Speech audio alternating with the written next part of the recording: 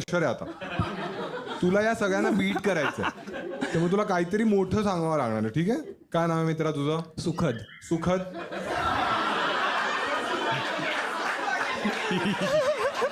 सुरुवात छान केली. थँक्यू. मुलींना तू बोलतो असा सुखद प्रवास होईल. सुखद तुझी कन्सेंट आहे. व्हिडिओ जाणार आहे युट्यूब इंस्टाग्राम सगळीकडे. हो, तुला चालेल चालेल. सुखद काय करतोस आयुष्यात तू? मी कोऑपरेटिव्ह लिगल प्रॅक्टिस करतो. काय काय काय कोऑपरेटिव्हची लिगल प्रॅक्टिस करतो. कोऑपरेटिव्ह म्हणजे?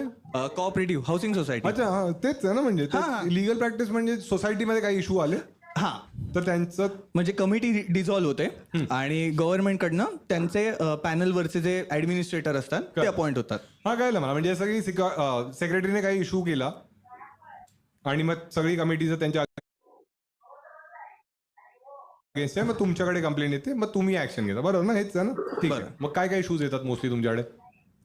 काय नाही, मोस्टली असे छोटे मोठे असतात. मोस्ट ऑफ केसेसमध्ये फ्रॉडच असतात. हा तर की 1000चं बिल 5000ला लावलं अशा टाईपमध्ये मोठे असतात. म्हणजे लाखांमध्ये असतात म्हणजे वगैरे. 1000 चे 5000 असे मल्टिपल बिल्स लाखाचे झोल मग ते तुमच्याकडे येतात. मग तू काय करतोस? मग त्यांचं असं असतं की किंवा मल्टिपल सोसायटीचे ऑडिट झालेले नसतं की 6-7 वर्ष ऑडिट नाही झालंय असं काहीतरी ग्राउंड आहे. त्याच्यावरनं म्हणजे जे गव्हर्नमेंट असतं त्याचं स्पेसिफिक ऑफिस असतं ते त्यांची कमिटी डिझॉल्व्ह करतं और डिबार्ड करतं आणि मग ते आपल्याकडे येते. असं आहे.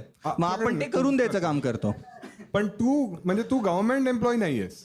मी काइंड ऑफ पॅनलवरनं त्यांच्या. अच्छा म्हणजे ते लोक तुला ते हा येस. आणि मग तू काय करतोस? मग त्यांचं ऑडिट किंवा ज्या काही गोष्टी असतील म्हणजे ऑडिट झालं, अकाउंट झालं, ऍडमिनिस्ट्रेशन झालं तर ती सोसायटी पूर्ण नवीन कमिटी त्यांची आपण बनवून द्यायची आणि मग ते पैसे ज्याने खाल्लेत त्याला काय करता तुम्ही? ते डिपेंड ते वेगळ्या पार्टमध्ये येतं. जर इन्क्वायरी ऑफिसर त्यांच्यासाठी एक वेगळा बसतो जर केलं असेल तर मग ती इन्क्वायरी ऑफिसर त्याला पैसे भरावे लागतात. नाही मग वेगळे वेगळे कॉन्सिक्वेन्सेस होतात. एक तर मग जेल किंवा फाईन. हा क्रिमिनल ऑफेन्स आहे ना. अच्छा आणि मग तू किती खातो?